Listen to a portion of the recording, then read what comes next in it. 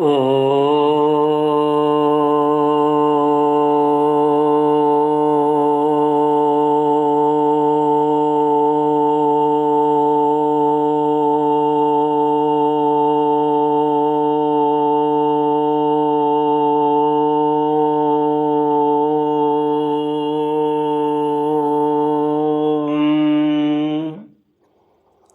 श्री गुरुचरण कमलेभ्यो नमः।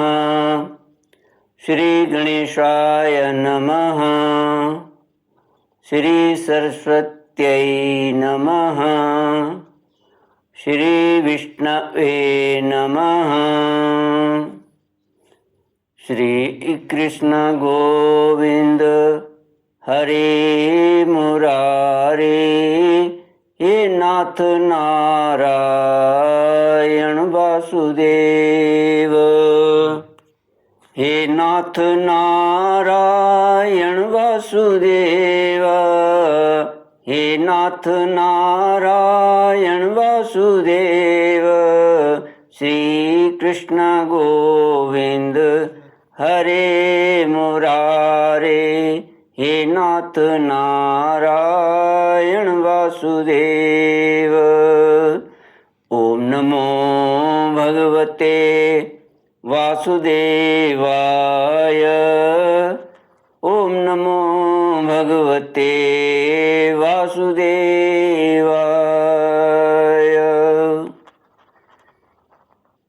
कृष्णाय वासुदेवाय हरये परमात्मने प्रणतक्लेशनाशाय गोविन्दाय नमो नमः। सच्चिदानन्दरूपाय विश्वोत्पत्त्यादिहेतवे तापत्रयविनाशाय श्रीकृष्णाय वयं नमः।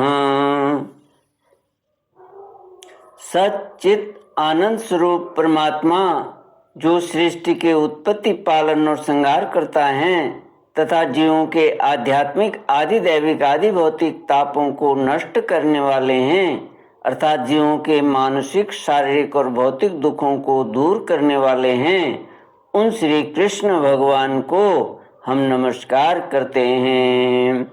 श्री कृष्ण गोविंद हरे मुरारे, हे नाथ नारायण वासुदेव। श्रीमद् भागवत प्रथम स्कंद अथाष्टादशोऽध्यायः।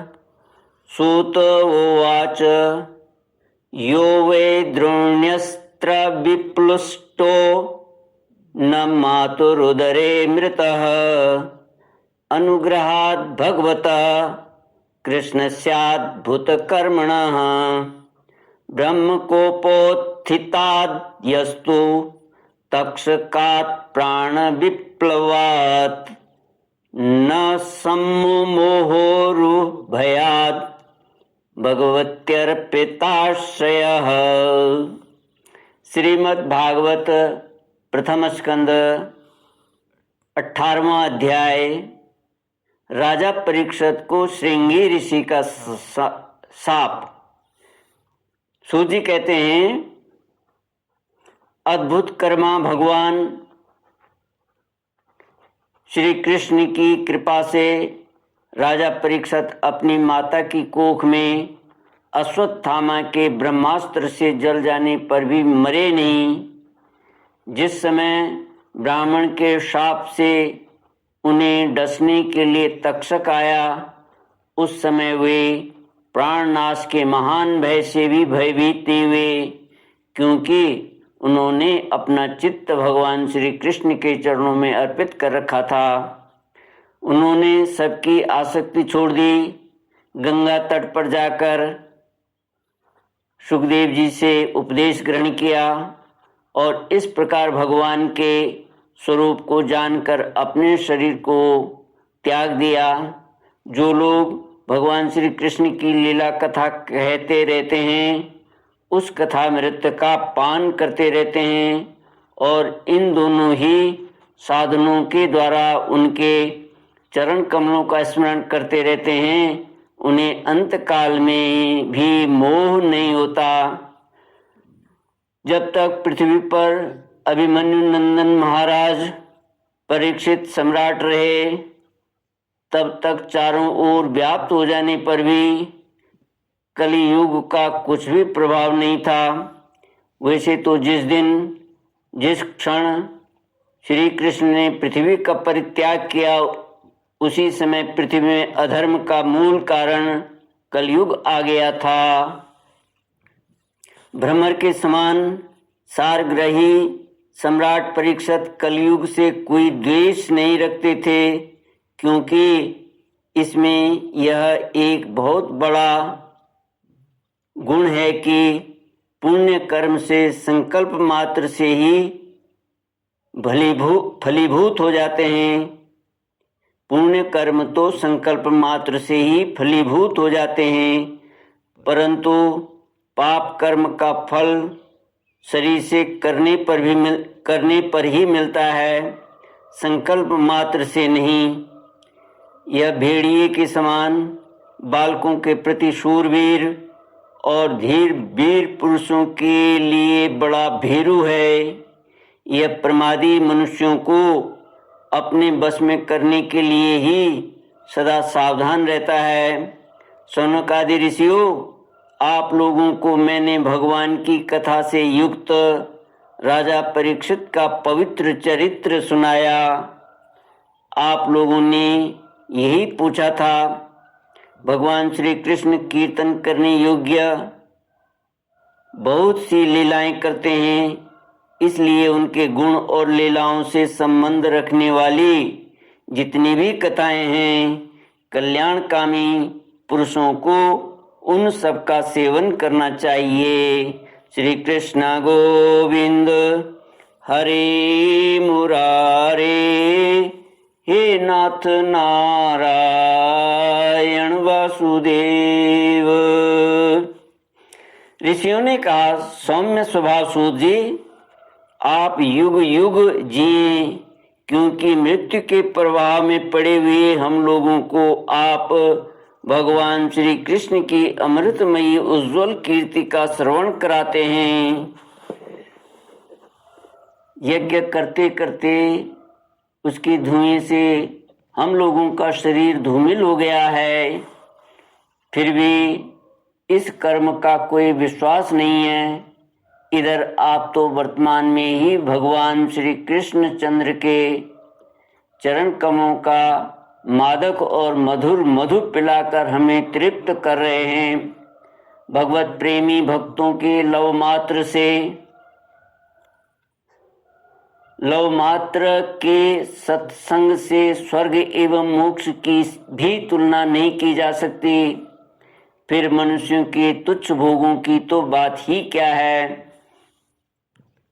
ऐसा कौन रस मर्मज्ञ होगा जो महापुरुषों के एकमात्र जीवन सर्वस्व श्री कृष्ण की लीला कथाओं से तृप्त हो जाए।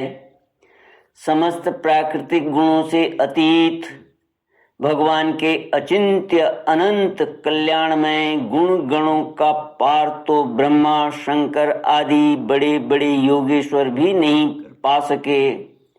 विद्वान, आप भगवान को ही अपने जीवन का ध्रुव तारा मानते हैं, इसलिए आप सत्पुरुषों के एकमात्र आश्रय भगवान के उदार और विशुद्ध चरित्रों का हम श्रद्धालु श्रोताओं के लिए विस्तार से वर्णन कीजिए। भगवान के परम प्रेमी महाबुद्धि परीक्षित ने श्री सुखदेव जी के उपदेश किए हुए जिस ज्ञान से मोक्ष स्वरूप भगवान के चरण कमलों को प्राप्त किया, आप कृपा करके उसी ज्ञान और परीक्षित के परम पवित्र उपाख्यान का वर्णन कीजिए, क्योंकि उसमें कोई बात छिपा कर नहीं कही गई होगी और भगवत प्रेम की अद्भुत योग निष्ठा का निरूपण किया गया होगा। उसमें पद पद पर भगवान श्री कृष्ण की लीलाओं का वर्णन हुआ होगा। भगवान के प्यारे भक्तों को वैसा प्रसंग सुनने में बड़ा ही रस मिलता है। सूत जी कहते हैं, अहो विलोम जाति में उत्पन्न होने पर भी महात्माओं की सेवा करने के कारण आज हमारा जन्म सफल हो गया। विलोम जाति क्या होती है? टीकाकार लिखते हैं, उच्च वर्ण की माता और निम्न वर्ण के पिता से उत्पन्न संतान को विलोमज कहते हैं। सूत जाति की उत्पत्ति इसी प्रकार ब्राह्मणी माता और क्षत्रिय पिता के द्वारा होने से उसे शास्त्रों में विलोम जाति माना गया है। सूजी कहते हैं कि विलोम जाति में उत्पन्न होने पर भी अपने लिए कह रहे हैं, महात्माओं की सेवा करने के कारण आज हमारा जन्म सफल हो गया, क्योंकि महापुरुषों के साथ बातचीत करने मात्र से ही नीच कुल में उत्पन्न होने की मनोव्यथा शीघ्र ही मिट जाती है। फिर उन लोगों की तो बात ही क्या है जो सत्पुरुषों के एकमात्र आश्रय भगवान का नाम लेते हैं। भगवान की शक्ति अनंत है, वो स्वयं अनंत हैं। वास्तव में उनके गुणों की अनंतता के कारण ही उन्हें अनंत कहा गया है।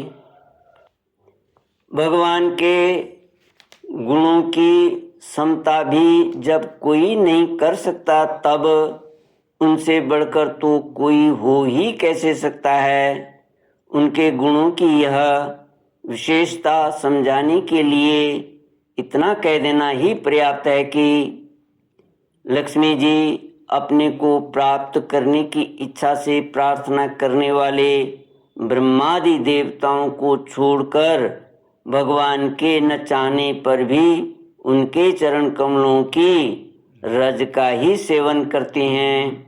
ब्रह्मा जी ने भगवान के चरणों का प्रक्षालन करने के लिए जो जल समर्पित किया था, वही उनके चरण नखों से निकलकर गंगा जी के रूप में प्रवाहित हुआ।